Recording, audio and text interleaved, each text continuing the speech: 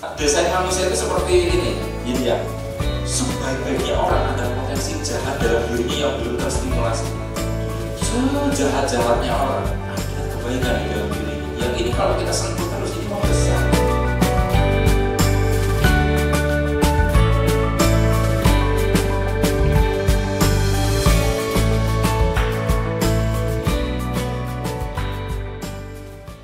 Assalamualaikum warahmatullahi wabarakatuh. Jumpa lagi kita berjumpa dengan saya Arif Rahutomo atau Arif RH dalam rekaman video Iseng Reborn. Cie.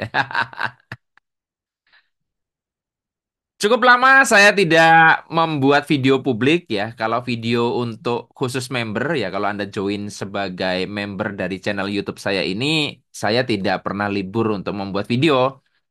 Untuk video publik yang kadang saya libur ya karena kesibukan, karena tenaganya untuk sana sini yang lain ya. Juga saya memberikan kesempatan kepada Anda untuk mempraktekkan apa yang sudah saya bagikan karena kan video yang untuk publik itu sudah sampai berapa ratus ya, 700 apa 1000 saya lupa. Silakan Anda cek sendiri dari jumlah video yang ada. Nah, dalam video kali ini ya, saya kali ini tidak menggunakan oret-oretan seperti biasanya tuh, pakai whiteboard. Saya cuma mau cerita, tetapi cerita ini menarik untuk kita diskusikan dan tema yang akan saya bahas dalam kesempatan kali ini berjudul Agama dan Ilmu Pengetahuan Modern. Saya tidak tahu apakah Anda saat ini beragama, apakah Anda mempercayai Tuhan atau tidak urusan dan saya jamin Anda beragama atau tidak tetap relevan dengan apa yang mau saya bahas ini. Kemudian Anda yang beragama pun agamanya apa juga nggak masalah. Tapi izinkan saya cerita dari apa yang menjadi pengalaman hidup saya. Jadi sampai hari ini banyak orang yang bertanya kepada saya, kenapa Mas Arif masih beragama gitu loh. Ya sebetulnya saya tanya balik, kenapa saya harus tidak beragama? Itu pun mereka nggak bisa jawab. Jadi banyak orang bertanya kenapa Mas Arif beragama. Ketika saya jawab, lalu kenapa saya harus tidak beragama? Mereka pun nggak bisa memberikan jawaban yang memuaskan. Oleh karenanya tidak penting bagi saya.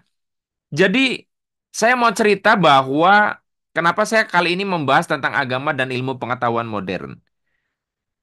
Saya mencoba menelusuri dari apa ya, pola pikir orang-orang yang mungkin memutuskan tidak beragama, tidak mempercayai agama, atau mereka beragama tapi merasa kayak formalitas, tidak merasa dapat manfaat mereka karena sosial saja atau karena tuntutan dari orang tua memang harus diwariskan agama itu atau kalau tidak diisi kolom KTP-nya di agama itu nanti jadi masalah dan sebagainya. Saya tidak tahu motif Anda beragama bagaimana. Tapi saya punya pengalaman menarik yang nanti saya bahas di belakang terkait dengan gambar ini. Anda perhatikan ya, gambar ini adalah gambar sebuah halaman masjid dan ini bukan masjid biasa. Jadi ini masjid di tengah-tengah sebuah sekolah. Aduh, saya lupa sekolahnya sekolah negeri atau ini madrasah aliyah negeri. Pokoknya sekolahan negeri, ya. Nah, saat itu ceritanya kan saya sedang dikontrak oleh sebuah provider seluler. Ya, Anda pasti tahu jaringannya sinyalnya tersebar paling luas di Indonesia. Saya beberapa kali dikontrak untuk memberikan materi di sekolah-sekolah sekalian mereka promo produk mereka gitu. Jadi saya dibayar oleh provider seluler tersebut, terus saya diberikan job di beberapa titik di sekolah-sekolah. Jadi mereka yang memfollow up, mengajukan proposal dan seterusnya. Jadi saya tinggal datang aja. Nah, suatu waktu dalam satu titik di mana saya harus datang itu, saya dikabari bahwa saya akan ada sesi untuk memberikan materi di sebuah sekolah. Ini masih di Banyumas ya, di wilayah Purwokerto.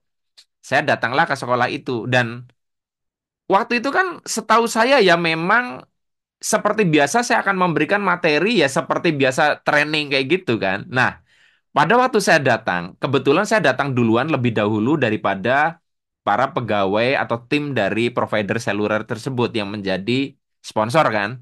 Saya datang, saya bingung karena kok settingannya kayak mau ada acara pengajian kayak gitu loh. Dan memang saat itu dalam konteks Maulid Nabi atau apa ya, saya lupa. Pokoknya acara eh, keagamaan ya terkait dengan libur nasional. Saya lupa waktu itu libur atau tidak, saya lupa pokoknya. Nah, saya ngobrol-ngobrol dengan pihak sekolah dan sebagainya gitu loh. Dan sebetulnya saya melihat pihak sekolah jadi kayak rada sanksi dengan saya karena mungkin mereka melihat penampilan saya. Nah, saya bingung penampilan saya salahnya di mana karena waktu itu saya menggunakan batik, seingat saya, kemudian celana jeans ya, kemudian ya sepatu kayak gitu aja. Dan saya bawa laptop gitu. Nah, kemudian datanglah eh, teman-teman dari sponsor dari provider seluler tersebut ketika datang kemudian bersilaturahmi terus kan kemudian saya dapat jawaban kenapa situasinya jadi awkward ya awkward apa itu istilahnya jadi aneh gitu loh ternyata ini tuh mau ada acara pengajian jadi anak-anak sekolah tuh sudah berkumpul seperti yang Anda lihat di foto ini anak-anak sekolah dari kelas 1 sampai kelas 3 sudah berkumpul dan di situ ada mimbar di depan masjid. Saya mengira bahwa nanti akan ada acara pengajian dahulu, baru kemudian saya akan tampil kayak gitu kan. Ternyata itu pengajian itu adalah saya narasumbernya gitu loh. Waduh, makanya saya jadi punya jawaban kenapa kok kayak pihak sekolah ngelihat saya nggak ada tampilan ustadz sama sekali gitu loh kan. Gayanya saya, aduh gimana ini? Saya nggak ngerti mau ngeles mau pulang juga nanti nggak enak sama sponsor. Akhirnya ya sudahlah. Saya sudah memberikan materi, motivasi, dan sebagainya, masa akan mundur menghadapi situasi ini, walaupun ini deg-degan banget ya. Aduh, masa saya suruh khotbah kayak gitu, dan sebagainya. Dan Anda tahu, ketika eh, acara mau mulai, ya, saya itu disambut dengan sholawat badar. Jadi, ketika saya mau naik ke atas panggung, itu suasananya itu betul-betul kayak di pesantren. Jadi ada sholawat badar, ya Allahu Akbar. Saya naik ke atas mimbar itu ditepukin ya. Dan waduh, saya keringat dingin betul-betul karena kan ya saya nggak bisa memulai acara dengan kalimat-kalimat Arab yang biasa diucapkan seorang ustadz dan sebagainya. Tapi saya betul-betul saat itu pasrah sama Allah ya. Pokoknya saya di sini sudah di sini terserah mau gimana. Saya akan memaparkan satu materi dan Anda tahu materinya itu dadakan. Artinya saya hanya mengambil slide yang saya kompilasi yang ada dan di situ tidak ada proyektor. Jadi saya letakkan laptop saya di atas mimbar. Lalu saya menghadap mimbar. Jadi kayak pengajian persis. Saya assalamualaikum sekedarnya siang saya mampu ya saya tidak bisa mengucapkan kalimat-kalimat doa dan sebagainya. Tentunya ini jadi aneh ya karena biasanya Ustadz tuh nggak kayak gitu gitu loh. Tapi nggak apa-apa lah nggak masalah. Lalu saya membawakan tema kalau nggak salah itu adalah agama dan kecerdasan spiritual. Nah disitulah saya membahas tentang ritual-ritual di dalam agama Islam yang selama ini hanya dianggap ritual, sebetulnya ada manfaat di dalamnya. Misalnya, contoh paling sederhana adalah berwudu. Saya cerita gitu. Berwudu, ya, itu kan menjadi satu ritual yang dilakukan oleh kebanyakan orang Islam, hampir semua orang Islam yang sholat, ya, di situ basuh, ada kuping dan sebagainya. Nah, kebanyakan orang Islam itu melakukan itu kan karena memang disuruh begitu, wajib begitu, dan banyak yang taunya hanya karena itu adalah sebuah apa ya instruksi dari Nabi Muhammad, hanya itu aja. Nah, di situ saya bongkar sebetulnya apa sih manfaat dari wudhu itu.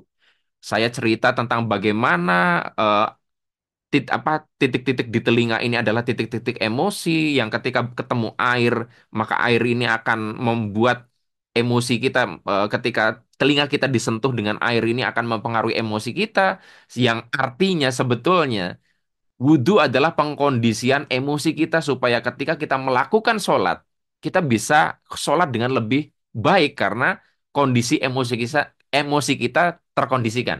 Kalau kita bicara tentang vibrasi, dan vibrasi berawal dari emosi, maka sebetulnya berwudhu itu mencoba untuk menaikkan vibrasi kita, supaya emosi kita eh, emosinya positif, katakanlah gitu. Dan pada waktu sholat, di situ akhirnya bisa dijelaskan orang yang sholatnya tidak khusyuk sebetulnya dimulai dari cara berwudu yang salah. Nah, saya ceritakan gitu. Kemudian saya ceritakan tentang em, Kenapa misalkan ketika kita menyembelih hewan kayak gitu loh, harus begini, harus begitu ya. Contohnya ketika kita menyembelih hewan tuh harus dengan tata cara tertentu yang syar'i, kebetulan saya tahu ya. Saya lupa persisnya materinya, pokoknya intinya begitu. Dan saya bongkar dari sisi ilmu pengetahuan. Dan Anda tahu, saya tidak satupun mengeluarkan kalimat atau ayat kitab suci yang berupa bahasa Arab. Karena saya takut salah kan, karena saya bukan ustadz. Tapi ya, saya berani pertanggungjawabkan kata-kata saya bahwa audiens itu, bahkan Bapak Ibu guru, itu tercengang dengan apa yang saya jelaskan. Saya jelaskan itu betul-betul seperti kuliah. Saya membahas ritual dalam agama, lalu saya jelaskan latar belakang sains yang bisa menjadi pendukung. Kenapa ritual ini ada manfaatnya? Sehingga saya bisa kasih tahu wudhu ada manfaatnya, begini ada manfaatnya, begini ada manfaatnya. Nah, kalau audiens terperangah, artinya selama ini mereka nggak ngerti apa landasan manfaat di balik itu semua yang bisa diterima oleh logika. Jadi selama ini mereka betul-betul melakukan ritual, pendekatannya hanya iman, bukan logika. Tidak salah. Tetapi begini, pada saat kita masih SD, SMP, SMA di tingkatan mereka, itu beragama dengan iman, itu tuh kita rasa cukup. Tapi nanti ketika udah usia 35, 40, di mana kita mulai mencari, kenapa saya ada di sini, lalu mau kemana, lalu saya ngapain di sini. Itu logika kita akan bermain dan bahkan akan mulai mempertanyakan dogma-dogma yang kita lakukan. Ngapain saya melakukan ritual ini 5 kali sehari, tapi kok saya tidak ngerti manfaatnya apa sebetulnya. Saya lakukan ini hanya karena saya takut dosa. Sementara setahu saya, kalau di dalam ilmu tentang pembelajaran, ilmu tentang motivasi, ada yang namanya ambak. Ambak itu apa manfaatnya bagiku? Kita tidak akan terdorong untuk melakukan sesuatu dengan kesungguhan kalau kita tuh tidak mengerti apa manfaatnya bagi saya. Nah, yang kebanyakan orang pikir tentang ritual agama adalah manfaatnya adalah ya supaya nggak masuk neraka. Cuman itu aja, ya. Supaya saya itu dekat dengan Tuhan. Cuman itu aja. Tidak ada manfaat yang secara material yang boleh dibilang manfaat duniawinya itu apa. Saya waktu kecil tahunya soal berpuasa. Itu karena berpahala. Kalau tidak berpuasa nanti masuk neraka, dosa. Setelah pencarian lama, setelah saya belajar macam-macam, saya ngerti, oh manfaatnya puasa tuh begini, begini, begini, sampai saya ngerti, oh ternyata kalau pencernaan dihentikan sejenak, maka tubuh akan melakukan yang namanya apa tuh, proses autofagi, di mana sel-sel yang apa rusak akan dimakan sama sel-sel yang hidup sehingga terjadi proses penyembuhan dan sebagainya sebagainya. Sehingga saya sempat menyesal kenapa waktu kecil saya tidak memahami ini. Kalau saja sejak kecil saya memahami ini, mungkin saya akan melakukan ibadah puasa sejak kecil jauh lebih sungguh-sungguh dibandingkan saat itu. Ya, ya balik lagi udah terlanjur kan. Nah, pelajarannya dari yang saya mau ceritakan ini begini. Teman-teman, bagi Anda yang saat ini Anda beragama lalu gundah galau, saya yakin Anda selama ini beragama itu hanya menggunakan iman. Iman artinya Anda terima saja, tidak Anda pertanyakan. Nah, banyak orang juga setelah saya pertanyakan kok Pak, setelah Anda pertanyakan, Anda tidak cari jawaban. Nah, jawaban ini perlu Anda cari dengan logika jawabannya. Walaupun sekali lagi tidak semua hal dalam agama bisa dilogika. Ya, misalnya contoh, daging babi itu haram, kenapa? Itu kadang kalau diperdebatkan secara sains, itu akan jadi masalah. Cuman maksud saya adalah, dalam beberapa kasus, kita itu akan jadi lebih sungguh-sungguh melakukan sebuah ritual agama dan kita akan dengan sukacita melakukan itu kalau kita tuh ngerti penjelasan logikanya. Nah, kayak misalkan contohnya gini, kita disuruh bertawakal. Kalau kita sudah melakukan sebuah upaya, lalu kita serahkan aja kepada Tuhan. Itu kenapa logikanya gimana gitu loh? Apa penjelasan rasional dari kok suruh bertawakal itu? Paling jawabannya kalau kita tanya kepada Ustadz, ya karena yang diajarkan Nabi Muhammad gitu, yang dicontohkan oleh para nabi seperti itu, dan seterusnya, dan seterusnya.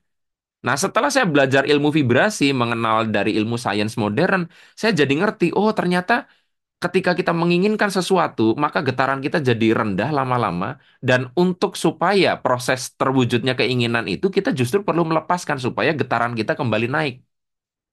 Oh, terjawab sudah dengan ilmu vibrasi.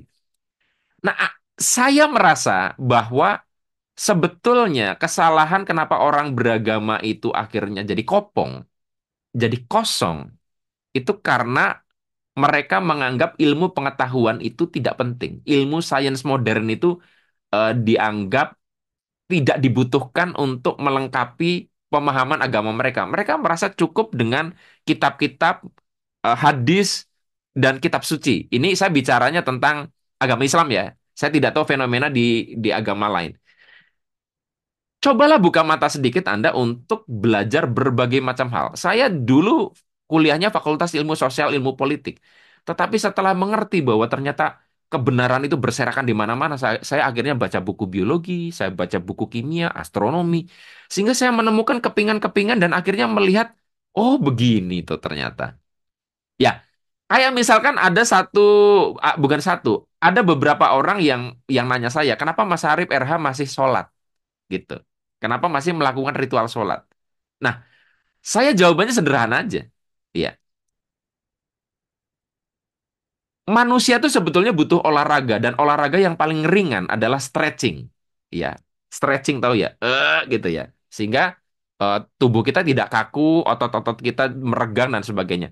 Lalu kita membutuhkan yang namanya meditasi, meditatif, keadaan meditatif supaya apa ketika kita gelombang otak kita itu bukan sering ya, eh, dalam rentang waktu tertentu dikondisikan dalam kondisi gelombang alfa, maka kita akan mengalami penyelarasan, baik secara tubuh maupun penyelarasan di level getaran, dan itu akan terjadi harmonisasi dengan alam semesta, dan seterusnya, seterusnya.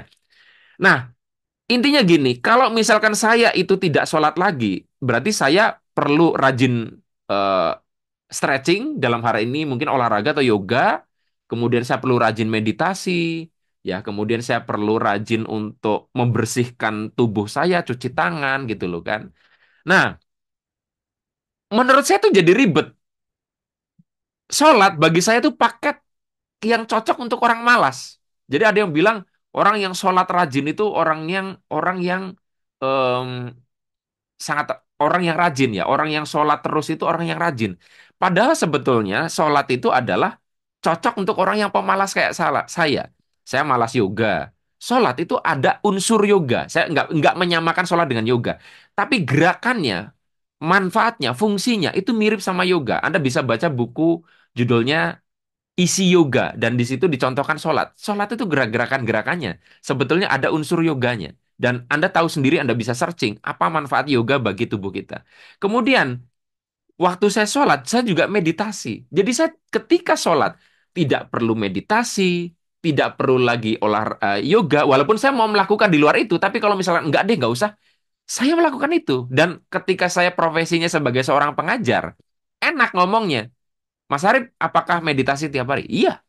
Apakah melakukan yoga tiap hari? Iya. Kenapa saya sholat?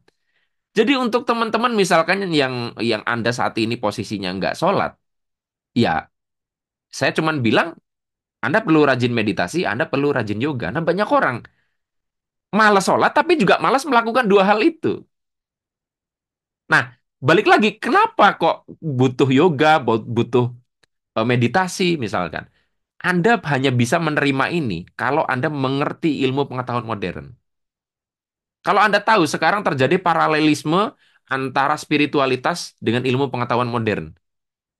Sehingga akhirnya bisa terjawab kenapa sebuah ritual, kenapa sebuah tata cara yang dilakukan oleh nenek moyang kita terdahulu yang ya berbau spiritual, itu ternyata sebetulnya ada penjelasan ilmiahnya. Nah, tapi banyak orang yang bilang itu cocok logi, cocok logi. Ya, gini aja deh. Kalau dengan cocok logi itu jadi cocok, dan dengan cocok itu Anda hidupnya jadi lebih baik, kenapa tidak? Nah, jadi buat Anda yang saat ini nggak beragama, nggak masalah juga. Kalau Anda mau belajar ilmu pengetahuan dengan betul-betul, maka Anda seharusnya itu tadi, jadi rajin meditasi, jadi rajin yoga. Kalau Anda betul-betul ya, karena itu membutuhkan itu, manusia itu. Ya, yang lucunya itu ada orang yang mengatakan agama nggak penting, mengatakan sains segalanya, tapi mereka tidak mau mempelajari sains dengan utuh. Kalau sains dipelajari dengan utuh, ilmu pengetahuan modern dipelajari dengan utuh, maka Anda akan ketemu spiritualitas. Kalau spiritualitas digali dengan betul-betul, dan dikonteskan dengan realita, maka Anda akan menemukan ilmu pengetahuan modern. Jadi sudah ketinggalan zaman kalau Anda membenturkan antara agama dan spiritualitas. Sekali lagi, keduanya dibutuhkan untuk kita supaya bisa imbang antara sesuatu yang kita tidak ketahui dengan sesuatu yang bisa kita eksplorasi. Sains berbasis yang kita eksplorasi. Agama ada beberapa hal yang kita nggak bisa ketahui. Oleh karenanya di situ dibutuhkan iman. Dudukan sesuai porsinya. Kayak gitu. Nah, balik lagi di contoh di cerita saya ini. Dan akhirnya saya membawakan materi itu sekitar 30 menit apa 45 menit. Dan saya dapat tepuk tangan yang luar biasa dalam artian mereka sangat senang sekali. Bahkan bapak ibu guru yang tadinya skeptis itu, wah keren banget materinya mas gitu loh. Baru kali ini pengajian seperti itu. Cuman satu hal yang berkesan adalah baru kali ini saya memberikan materi itu dengan tepuk tangan meriah dan sholawat badar gitu ya. Allahu Akbar gitu ya. Nah, teman-teman semua, mengakhiri video kali ini saya hanya ingin menyampaikan kepada Anda bahwa uh, sebagaimana sudah saya infokan beberapa kali, dalam waktu dekat saya akan mengadakan kelas online The Hidden Power of Negative Thinking, seni mengelola vibrasi dengan kekuatan berpikir negatif ya. Em, ini akan berlangsung Sabtu Minggu 13-14 Juli 2024. Pendaftaran terakhir itu hari Jumat tanggal 12. Ya.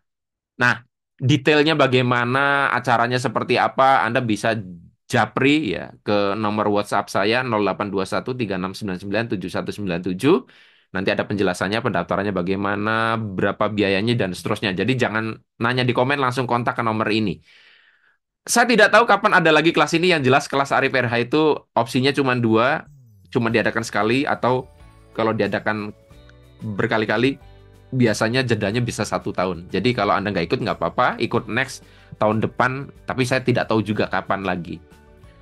Sampai ketemu buat Anda yang mau mengikuti kelas The Hidden Power of Negative Thinking.